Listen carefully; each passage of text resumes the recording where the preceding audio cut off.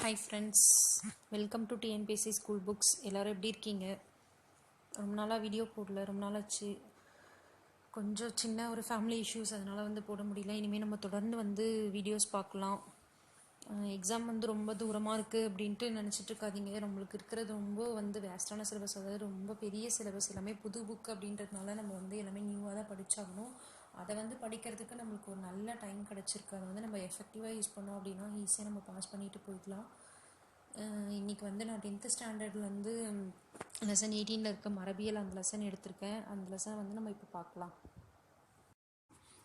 Hello friends, இன்றைக்கி நம்ம 10th ஸ்டாண்டர்டில் லெசன் 18 இருக்க மரபியல் இந்த லெசன் பார்க்கலாம். இந்த லெசன் ரொம்ப ரொம்ப ரொம்ப ஈஸியான ஒரு லெசன். நம்மளுக்கு பார்க்கும்போது கஷ்டமாக இருக்க மாதிரி இருக்கும். நானும் அந்த மாதிரி நினச்சி தான் படித்தேன். அதுக்கப்புறம் பார்த்திங்கன்னா படிக்கும்போது நம்மளுக்கு ஒரு டைம் நீங்கள் படிச்சிங்க அப்படின்னாலும் உங்களுக்கு ஒன்றும் புரியாது, ரொம்ப கஷ்டமாக தான் இருக்கும். ஆனால் கொஞ்சம் நம்ம நல்லா அண்டர்ஸ்டாண்ட் பண்ணிவிட்டு புரிஞ்சுட்டு நம்ம படித்தோன்னு வச்சுக்கோங்களேன், ரொம்ப ஈஸியாக இருக்கும், ரொம்ப இன்ட்ரெஸ்டிங்காக இருக்கும் இந்த லெசன். சரி வாங்க இப்போ வீடியோக்குள்ளே போகலாம். ஒத்த உயிரிகளை தோற்றுவிக்கும் என்பது உலகறிந்த உண்மை. உயிரிகள் தமது ஒத்த இளம் உயிரிகளை தோற்றுவிக்கின்றன. கண்ணின் நிறம், முடியின் நிறம், மூக்கின் வடிவம், காது மடலின் அமைப்பு ஆகிய பண்புகள் மரபு வழி தோன்றுவன ஆகும். இந்த பண்புகள் நமது தாய் தந்தையரிடம் இருந்து எப்படி நமக்கு வருகின்றன என்பதை பற்றி நீங்கள் வியந்ததுண்டா? சில பண்புகள் நமது தாத்தா பாட்டியிடம் இருந்து நமக்கு வருகின்றன. இப்பண்புகள் ஒரு தலைமுறையில் இருந்து அடுத்த தலைமுறைக்கு எப்படி கடத்தப்படுகின்றன? இவை மரபணுக்களால் கடத்தப்படுகின்றன. ஜீன்கள் வெளிப்புற தோற்றத்திற்கும் உயிரியல் செயல்பாடுகளுக்கும் காரணமாக அமைகின்றன. இந்த பேரால பார்த்தீங்கன்னா அந்தளவுக்கு ரொம்ப இம்பார்ட்டன்ஸ்ன்ட்டு எதுவும் இல்லை, அதனால தான் வேகமாக நான் படிச்சுட்டு போயிட்டேன். என்ன சொல்கிறாங்கன்னா, நம்ம இப்போ எப்படி இருக்கோம் அப்படின்றது நம்மளுடைய பரம்பரையாக வந்தது. நம்ம தாத்தா அந்த மாதிரி இருந்திருப்பாங்க, அப்பா அந்த மாதிரி இருந்திருப்பாங்க, அது மாதிரி பரம்பரையாக தொடருது. அதை தான் இந்த மாதிரி சொல்கிறாங்க. அவங்களோட கண் ப்ரௌனிஷ் ஆகி, ஒரு சிலருக்கு ப்ரௌனிஷ் ஆகி இருக்கும், அது மாதிரி அவங்க தாத்தாக்கு இருந்திருக்கும். அந்த மாதிரி மரபு வழியாக வர்றது அந்த மாதிரி சொல்கிறாங்க. கண்ணின் நிறம், முடியின் நிறம், மூக்கின் வடிவம், காது மடலின் அமைப்பு, இதெல்லாம் நம்மளுடைய மூதாதையர்கிட்ட இருந்து நம்மளுக்கு வந்திருக்கும். அது எப்படி வருது அப்படின்னா ஜீன்கள் மூலமாக தான் வருது அப்படின்றது தான் இதை சொல்லியிருப்பாங்க. இதில் தான் இந்த லெசனில் இம்பார்ட்டன்ட் ஸ்டார்ட் ஆகுது. மரபணுக்கள், மரபியல் மாற்றம் மற்றும் உயிரிகளில் பாரம்பரியமாதல் பற்றி படிக்கும் அறிவியல் மரபியல் எனப்படும். மரபியல் அப்படின்னா என்னன்னா, மரபணுக்கள், மரபியல் மாற்றம் மற்றும் உயிரிகளில் பாரம்பரியமாதல் பற்றி படிக்கும் அறிவியல் தான் மரபியல் அப்படின்னு சொல்கிறாங்க. என்னன்னா, மரபணுக்களை பற்றி படிக்கிறது, மரபியல் மாற்றத்தை பற்றி படிக்கிறது, பாரம்பரியம் அதை பற்றி படிக்கிறது, இதெல்லாம் தான் மரபியல் அப்படின்னு சொல்கிறாங்க. ஒரு தலைமுறையில் இருந்து அடுத்த தலைமுறைக்கு பண்புகள் கடத்தப்படுவது பாரம்பரியம். ஒரு தலைமுறையிலிருந்து அடுத்த தலைமுறைக்கு பண்புகள் கடத்தப்படுவது, இதுதான் பாரம்பரியம் அப்படின்னு சொல்கிறாங்க. ஆனால் வேறுபாடு அப்படின்றது என்ன அப்படின்னா, ஒரே சிற்றினத்தை சார்ந்த உயிரிகளிடையே, அதாவது ஒரே சிற்றினம்னா இப்போ நம்ம மனுஷங்க இருக்கோம் அப்படின்னா ஒரே சிற்றினம் தான் நம்ம எல்லாருமே, சார்ந்த உயிரிகளிடையே மற்றும் ஒத்த பெற்றோரிடமிருந்து உருவாகும் சந்ததிகளுக்கிடையே உள்ள மாறுபாடுகளை குறிப்பதாகும். அதாவது நம்ம என்ன சொல்கிறது, நம்ம அப்பா மாதிரி நம்ம இருக்க மாட்டோம். ஒரு சிலர் அந்த மாதிரி சொல்லுவாங்கள்ல, அப்பா மாதிரி இல்லை ஆனால் நீ தாத்தா மாதிரி இருக்க அப்படின்ட்டு சொல்லுவாங்களே, அது மாதிரி கொஞ்சம் வேறுபாடு இருக்க தான் செய்யும். அதுதான் வேறுபாடு அப்படின்ட்டு சொல்கிறாங்க. இவையெல்லாம் குரோமோசோம்கள். இதெல்லாம் எதன் மூலமாக நடக்குது அப்படின்னு பார்த்தோன்னா, குரோமோசோம்கள் மூலமாக தான் நடைபெறுகின்றன. குரோமோசோம்கள் என்றால் என்ன, அவை மரபு பொருள் அது எவ்வாறு ஆக்கப்பட்டுள்ளது என்பது குறித்து இனி காண்போம். இனிமே குரோமோசோம்னா என்ன, மரபு பொருள்னா என்ன, டிஎன்ஏனா என்ன அப்படின்றத பற்றி பார்க்க போகிறோம். கிரிகர் ஜோகன் மெண்டல், இவர் தான் மரபியலின் தந்தை அப்படின்ட்டு அழைக்கப்படுறாரு. இவர் எப்போ பிறக்கிறாரு அப்படின்னா 1822 செக்கோஸ்லேவியாவில் உள்ள சிலிசியன் அப்படின்ற ஒரு ஊரில் விவசாய குடும்பத்தில் பிறக்கிறாரு. விவசாய குடும்பத்தில் பிறந்ததுனால அவருக்கு சின்ன வயசுலேருந்தே அந்த செடியெலாம் பார்த்து வளர்ந்துருப்பார். அதனால் பட்டாணி செடியில் அவர் ஆராய்ச்சியை தொடங்குறாரு. இப்போ பார்க்கலாம். மெண்டல் 1822 1884 என்ற ஆஸ்திரிய துறவி மரபியலின் அடிப்படை தத்துவங்களை தனது சோதனைகள் மூலம் கண்டுபிடித்தார். அவரது கண்டுபிடிப்புகள் நவீன மரபியலுக்கு அடித்தளமிட்டன. நவீன மரபியலுக்கு அடித்தளமிட்டவர் யார் அப்படின்னு கேட்பாங்க. மெண்டல். அவர் 1822 செக்கோஸ்லேவியாவில் உள்ள சிலிசியன் என்ற ஊரில் ஒரு விவசாய குடும்பத்தில் பிறந்தார். உயர்நிலை பள்ளி படிப்பை முடித்துவிட்டு 18ஆம் வயதில் பிரன் என்ற ஊரில் உள்ள அகஸ்தினியன் துறவி மடத்தில் துறவியாக நுழைந்தார். அங்கிருந்து இயற்பியல், கணிதம் மற்றும் இயற்கை அறிவியல் பயிற்சி பெற வியன்னா பல்கலைக்கழகத்துக்கு சென்றார்.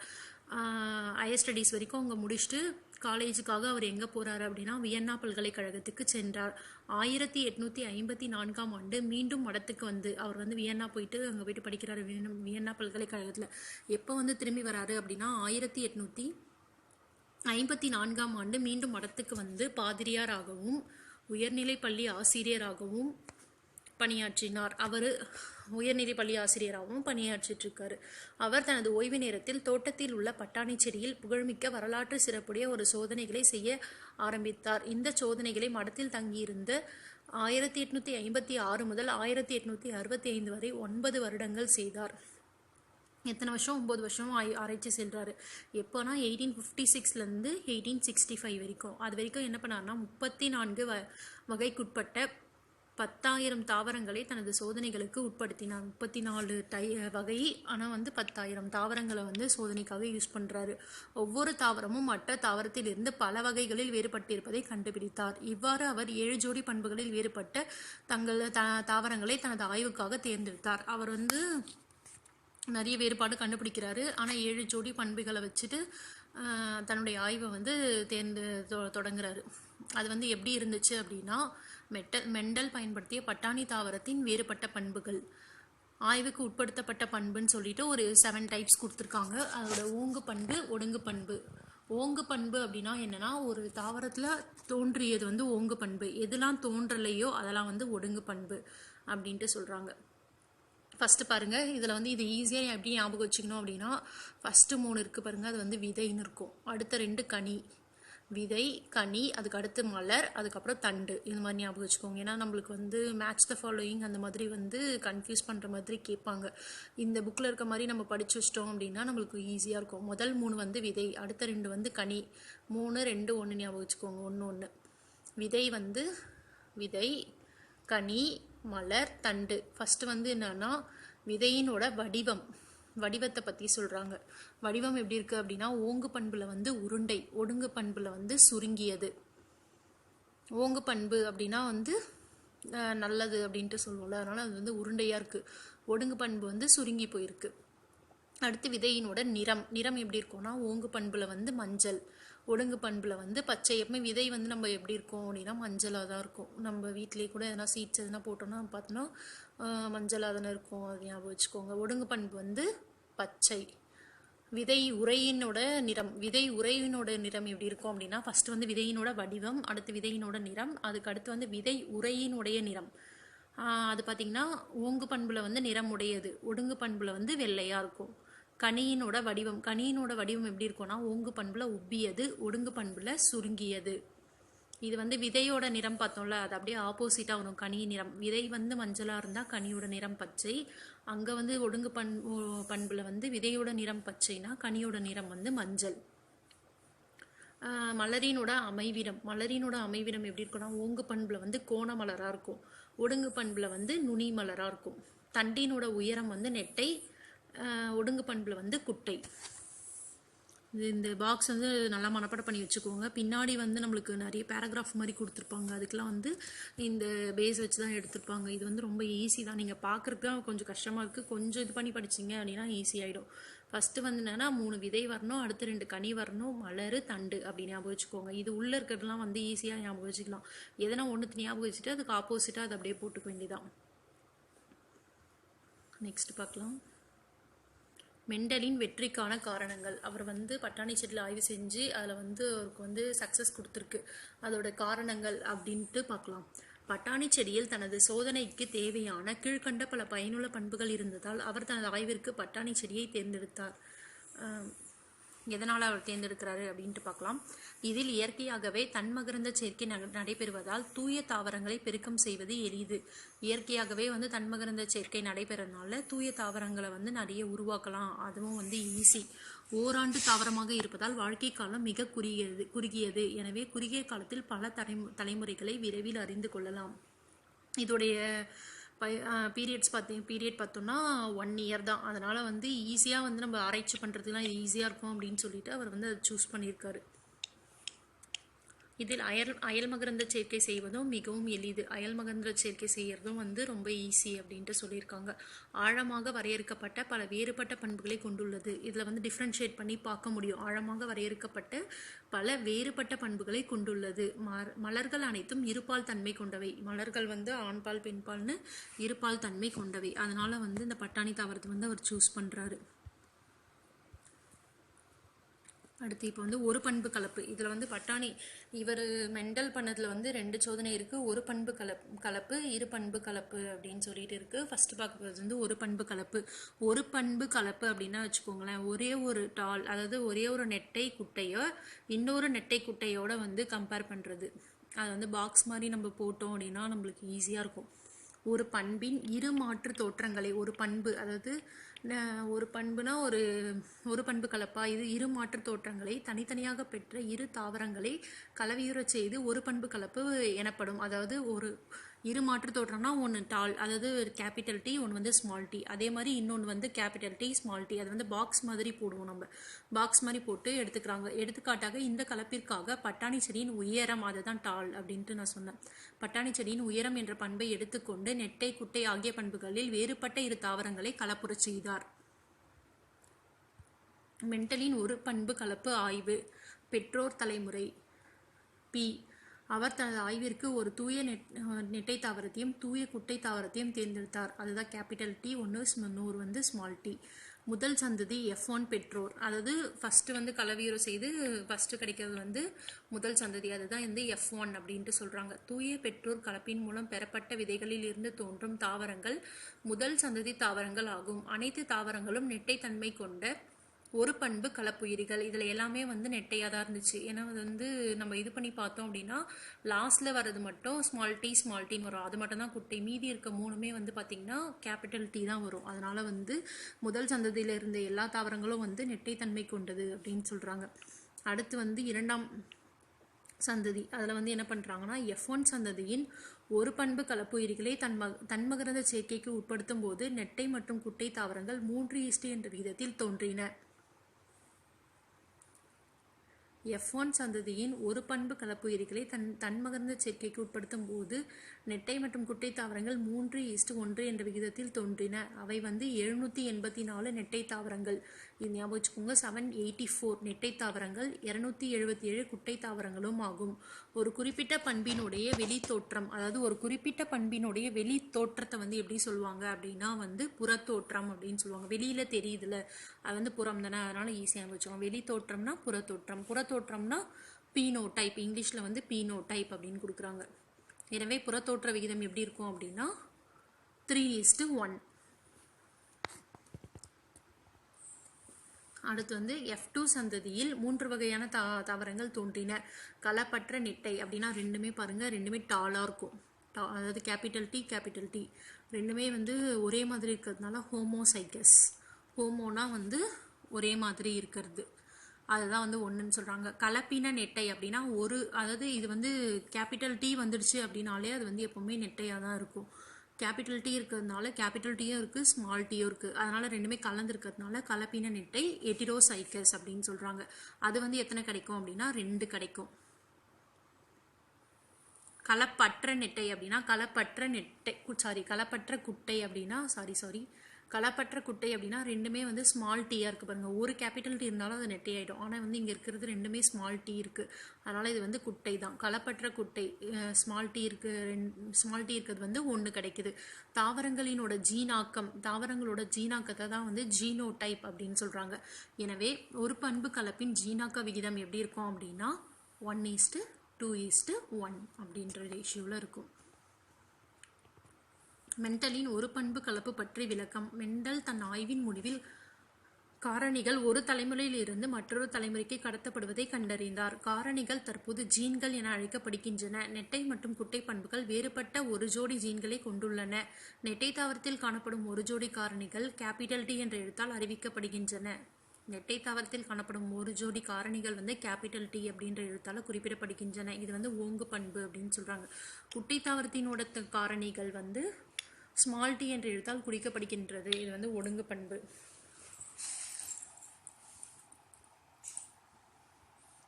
இந்த இந்த காரணிகள் ஜோடியாக காணப்படும் கலப்பற்ற நெட்டை குட்டை பெற்றோரில் உள்ளது போல காரணிகள் ஒரே வகையை சேர்ந்தவையாக இருப்பின், அதாவது நான் சொன்ன பார்த்தீங்களா ஃபஸ்ட்டு ரெண்டுமே வந்து கேபிட்டல் டி அப்படின்னு இருந்துச்சுன்னா அது வந்து ஒரே மாதிரி இருக்குது, அது வந்து ஹோமோசைகஸ் எனவும், ஒரு பண்பு கலப்புயிரில் உள்ளது போல் காரணிகள் வெவ்வேறு வகையை சேர்ந்தவையாக இருந்தால் ஹெடிரோசைகஸ் எனவும் அழைக்கப்படுகின்றன. அதாவது ஒரு கேபிட்டல் ஒரு ஸ்மால் அப்படி வந்துடுச்சுனாலும் அது வந்து பார்த்தீங்கன்னா வெவ்வேறு வகையை சேர்ந்தது தான். அதுதான் வந்து ஹெட்டிரோசைக்கஸ். ஒரே மாதிரி இருந்ததுன்னா ஒன்று வந்து ரெண்டுமே வந்து கேபிட்டல் டீயாக இருக்கணும், அப்படின்னா ரெண்டுமே வந்து ஸ்மால் டீயாக இருக்கணும். ரெண்டும் கலந்து இருந்துச்சு அப்படின்னா அது வந்து ஹெட்டிரோசைக்கஸ். ரெண்டுமே வந்து மாறி மாறி இருந்தது அப்படின்னா வந்து ஹெட்டிரோசைக்கஸ். ஒரே மாதிரி இருந்தது அப்படின்னா வந்து ஹோமோசைக்கஸ். இப்போ இந்த டயக்ராம் வச்சு நமக்கு பார்த்தோன்னா ரொம்ப ஈஸியாக இருக்கும். இது பார்க்கலாம். கேபிட்டல் டி அதாவது நெட்டை தாவரம் எடுத்துக்கிட்டாங்க. நெட்டை தாவரம்னா ரெண்டுமே வந்து பார்த்திங்கன்னா கேபிட்டல் டி. குட்டை தாவரம் எடுத்துக்கிட்டோன்னா ரெண்டுமே ஸ்மால் டி. நெட்டையிலேருந்து இது வந்து கேபிட்டல் டி, இது வந்து ஸ்மால் டி. இதை இது பண்ணோன்னா இதுலேருந்து ஒரு கேபிட்டல் டி, இதுலேருந்து ஒரு ஸ்மால் டி. அப்போ இதில் கிடைக்கிறது வந்து ஒரு நெட்டை தாவரம். அதை திரும்பியும் வந்து அதாவது கேபிட்டல் டி ஸ்மால் டின்னு இருக்குது. எப்போவுமே வந்து ஒரு கேபிட்டல் டி வந்தாலும் அது வந்து நெட்டைன்னு தான் நம்ம எடுத்துக்கணும். அதை வந்து கலவையோடு செய்கிறாங்க. கேபிட்டல் டி ஸ்மால் டி அதை வந்து இது பண்ணோம் அப்படின்னா இங்கே கொடுத்துருக்காங்க பாருங்கள். கேபிட்டல் டி ஸ்மால் டி ரெண்டு டீயும் சேர்ந்துனா ரெண்டு கேபிட்டல் டி, இது ரெண்டும் சேர்ந்துனா கேபிட்டல் டி ஸ்மால் டி, இது ரெண்டும் சேர்ந்துனா கேபிட்டல் டி ஸ்மால் டி, அடுத்து ரெண்டுமே ஸ்மால் டி. இப்போ நம்ம பார்க்கலாம். F1 தலைமுறை இங்கே இருக்குது பாருங்கள். F1 தலைமுறையில் அதோட ஜீனோ டைப் எப்படி இருந்துச்சு அப்படின்னா ஒரு கேபிட்டல் டி ஒரு ஸ்மால் டி, அனைத்தும் வந்து capital T small T. Phenotype அப்படின்னு பார்த்தோன்னா அனைத்தும் நெட்டை. ஏன்னா ஒரு கேபிட்டல் வந்தாலுமே அது வந்து நான் சொன்னேன் நெட்டை. அப்போ ஜீனோ டைப் என்ன? அனைத்தும் capital T small T. Phenotype பார்த்திங்கன்னா அனைத்தும் நெட்டை. அடுத்து F2 தலைமுறையில் பார்த்தோன்னா எப்படி இருக்கும்னா கேபிட்டல் டி அதாவது ரெண்டு டாலு, ரெண்டு லாஸ்ட்டில் பார்த்தீங்கன்னா ரெண்டு ஸ்மாலு, நடுவில் இருக்கிறது வந்து ஒரு capital T small T. 1:2:1. Phenotype அப்படின்னு பார்த்தோன்னா நெட்டை குட்டை 3:1. இது நம்ம வந்து அங்கே இது பேராகிராஃபாக பார்த்தோம், அதுதான் இங்கே வந்து டயக்ராமாக கொடுத்துருக்காங்க. இது கன்ஃபியூஸ் பண்ணுற மாதிரிலாம் இல்லை. நீங்கள் ஒரு வாட்டி வந்து உங்களுக்கு புரிஞ்சுது, ஆல்ரெடி நீங்கள் படிச்சிருக்கீங்க அப்படின்னா ரொம்ப ஈஸியாக இருக்கும். நான் சொன்னது வந்து உங்களுக்கு ஈஸியாக இருக்கும். புரியாதவங்க வந்து இன்னொரு வாட்டி பாருங்கள், உங்களுக்கு கண்டிப்பாக புரியும். இரு வகையான காரணிகள் ஒரு ஜோடி பண்புகள் தோன்றுவதற்கு காரணமாக உள்ளன. இரு வகையான காரணிகள் அதாவது ரெண்டு வகையான காரணிகள் தான் வந்து ஒரு ஜோடி பண்புகள் தோன்றுவதற்கு காரணமாக உள்ளது. இதுதான் வந்து அல்லீல்கள் அல்லது அல்லிலோமார்புகள் அப்படின்னு சொல்லுவாங்க. ஒரு பண்பின் இரு வேறுபட்ட நிலைகளுக்கான காரணிகளில் கருவுறுதல் நடைபெறும் பொழுது ஒரு பண்பு மட்டும் வெளிப்படுகிறது, மற்றொரு பண்பு மறைக்கப்படுகிறது. ஒரு பண்பின் இரு வேறுபட்ட நிலைகளுக்கான காரணிகளில் கருவுறுதல் நடைபெறும் பொழுது ஒரு பண்பு மட்டும் வெளிப்படுகிறது, மற்றொன்று மறைக்கப்படுகிறது. வெளிப்படும் பண்பு ஓங்கு பண்பு எனவும் மறைக்கப்படும் பண்பு ஒடுங்கு பண்பு எனவும் அழைக்கப்படுகின்றன. நம்மளும் பார்த்தீங்கன்னா கேபிட்டல் டி ஸ்மால் டின்னு எடுத்துக்கிறோம். ஆனால் வந்து ஒரு கேபிட்டல் டி வந்தாலும் அதை நெட்டைன்னு தான் சொல்கிறோம். அந்த ஸ்மால் டீயை வந்து அது இருந்தாலுமே நம்ம வந்து அதை கன்சிடர் பண்ணுறது இல்லை. அப்போ அந்த கேபிட்டல் டி அப்படின்றது வந்து ஓங்கு பண்பு, ஸ்மால் டி அப்படின்றது வந்து ஒடுங்கு பண்பு. காரணிகள் அனைத்தும் தூய நிலை உடையன. கேமீட்டுகள் உருவாகும் போது காரணிகள் தனித்தனியாக பிரிந்து இரு வேறுபட்ட பண்புகளுக்கான காரணிகளில் ஒன்று மட்டும் ஒரு கேமீட்டுக்கு செல்லுகிறது. நெட்டை மற்றும் குட்டை தன்மைக்குரிய காரணிகள் தனியாக உள்ளன. முதல் சந்ததி கலப்புயிரில் தன்மகரந்த சேர்க்கை நடைபெறும் போது இவ்விரு காரணிகளும் பிரிந்து பின்பு சார்பின்றி இணைந்து நெட்டை குட்டை தாவரங்களை உருவாக்குகின்றன. சார்பின்றி இணைந்து அப்படின்றது வந்து ரொம்ப இம்பார்ட்டண்ட்.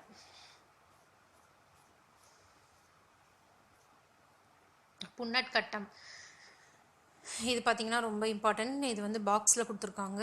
புன்னட்கட்டம் என்பது ஆர்சி புன்னட்டால் உருவாக்கப்பட்ட சோதனை பலகையாகும். மரபியல் கலப்பில் ஜீனோடைப் இது பார்த்துக்கோங்க. ஜீனோடைப் இது வந்து பீனோடைப்புன்னு மாற்றி கேட்டுருவாங்க. ஜீனோடைப் புன்னட்கட்டம் என்பது ஆர்சி புன்னட்டால் உருவாக்கப்பட்ட சோதனை பலகையாகும். மரபியல் கலப்பில் ஜீனோடைப் எவ்வாறு உருவாகிறது என்பதை தெரிந்து கொள்ளும் ஒரு வரைபட முறையாகும். இப்போ ஒரு பண்பு கலப்பு பார்த்தாச்சு. இப்போ இரு பண்பு கலப்பு பார்க்கலாம். இரு பண்பு கலப்பு இரு ஜோடி பண்புகளை உள்ளடக்கிய கலப்பு மற்றும் தனித்து பிரிதல் விதி. இரண்டு இணை எதிரெதிரான பண்புகளை பற்றிய இனக்கலப்பு இருபண்பு. இரண்டு இணை எதிரெதிரான, ரெண்டுமே இணையாக இருக்கும் ஆனால் எதிரெதிரான பண்புகளை பெற்ற இனக்கலப்பு தான் வந்து இருபண்பு கலப்பு அப்படின்ட்டு சொல்கிறாங்க. இதுக்காக ஃபஸ்ட்டு வந்து மெண்டல் என்ன பண்ணார்னா வடிவம் வந்து எடுத்துக்கிட்டாரு, விதையினுடைய வடிவத்தை எடுத்துக்கிட்டாரு. இப்போ என்ன எடுத்துக்கிறாருன்னா விதையினோட நிறத்தை மற்றும் வடிவத்தை, விதையினோட நிறத்தையும் சேர்த்து எடுத்துக்கிறார். விதையின் நிறம் மற்றும் வடிவத்தை தன் ஆய்வுக்கு தேர்ந்தெடுத்தார். விதையின் நிறம் எப்படி இருக்கும்னா மஞ்சள் பச்சை. விதையினோட வடிவம் எப்படி இருக்கும்னா உருண்டை சுருங்கியது. மெண்டல் வந்து உருண்டை வடிவம் மற்றும் உருண்டை வடிவம் மற்றும் மஞ்சள் நிற விதையுடைய தாவரத்தை சுருங்கிய வடிவம் மற்றும் பச்சை நிற விதையுடைய தாவரத்துடன் கலப்பினம் செய்து கீழ்கண்ட முடிவுகளை கண்டறிந்தார். நம்ம ஃபர்ஸ்ட் அந்த பாக்ஸில் பார்த்தோம் பார்த்தீங்களா, அதுலேருந்து தான் எடுத்துக்கிறாங்க. இங்கே பார்த்தீங்கன்னா உருண்டை மஞ்சள், சுருங்கியது பச்சை, அதை தான் வந்து கலப்புக்கு எடுத்துக்கிறாங்க.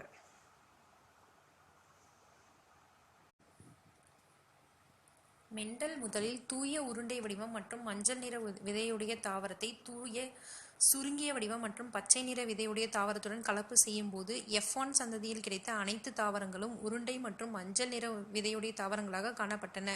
சுருங்கிய பச்சை நிற விதையுடைய தாவரங்கள் F1இல் தோன்றவில்லை. என்ன கிடைச்சது அப்படின்னா ஃபர்ஸ்ட் வந்து என்ன பண்ணுறாருன்னா உருண்டை வடிவம் மற்றும் மஞ்சள் நிற விதையுடைய தாவரத்தை வந்து தூய சுருங்கிய வடிவம் மற்றும் பச்சை நிற விதையுடைய தாவரத்தோட கலப்பு செஞ்சு F1 சந்ததியில் கிடைக்கிற தாவரங்கள் அனைத்தும் எப்படி இருந்தது அப்படின்னா ஃபர்ஸ்ட் நம்ம எடுத்துக்கிட்டோம் உருண்டை மஞ்சள் மட்டும்தான் கிடைச்சிது, சுருங்கிய பச்சை வந்து அவருக்கு கிடைக்கல. இதிலிருந்து அவர் உருண்டை மற்றும் மஞ்சள் நிற விதையுடைய தாவரங்கள் ஓங்கு பண்பு தாவரங்கள், அதாவது ஃபர்ஸ்ட் என்ன கிடைச்சதோ அதை வந்து ஓங்கு பண்பு தாவரங்கள் எனவும், எது கிடைக்கல சுருங்கிய பச்சை நிற விதையுடைய தாவரங்கள் ஒடுங்கு பண்பு தாவரங்கள் எனவும் கண்டறிந்தார். அடுத்து என்ன பண்ணுறாருன்னா முதல் சந்ததியில் தோன்றிய இருபண்பு கலப்புயிரியான உருண்டை வடிவ மஞ்சள் நிற விதைகளை தன்மகர்ந்த சேர்க்கைக்கு உட்படுத்தும் பொழுது 4 விதமான தாவரங்கள் தோன்றின. அவை முறையே உருண்டை மஞ்சள், எல்லாமே வந்து கலந்து வருது பாருங்க. உருண்டை மஞ்சள்,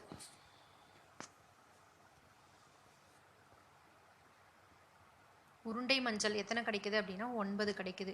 உருண்டை பச்சை எத்தனை கிடைக்குது அப்படின்னா 3 கிடைக்குது. சுருங்கிய மஞ்சள் எத்தனை கிடைக்குதுன்னா 3 கிடைக்குது.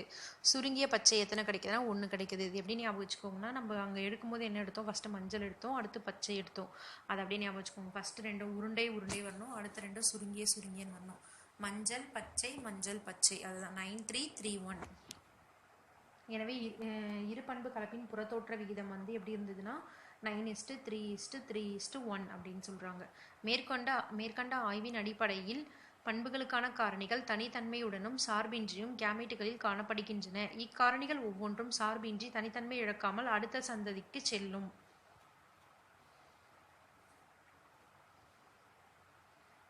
இங்கே பாருங்கள், தூய பெற்றோர் உருண்டை மஞ்சள் நிறமுடைய விதைகள். இங்கே வந்து தூய பெற்றோர் சுருங்கிய பச்சை நிறமுடைய விதைகள். இது ரெண்டுத்தையும் எடுத்துக்கிறாங்க. அதை வந்து கலப்பு செய்யும்போது என்ன கிடைக்குது அப்படின்னா உருண்டை மஞ்சள் மட்டும்தான் கிடைக்குது. அதை வந்து தன்மகர்ந்த சேர்க்கைக்கு உட்படுத்தும் பொழுது அவருக்கு வந்து 4 டைப்ஸ் கிடைக்குது. அந்த 4 டைப்ஸாக இங்கே கொடுத்துருக்காங்க.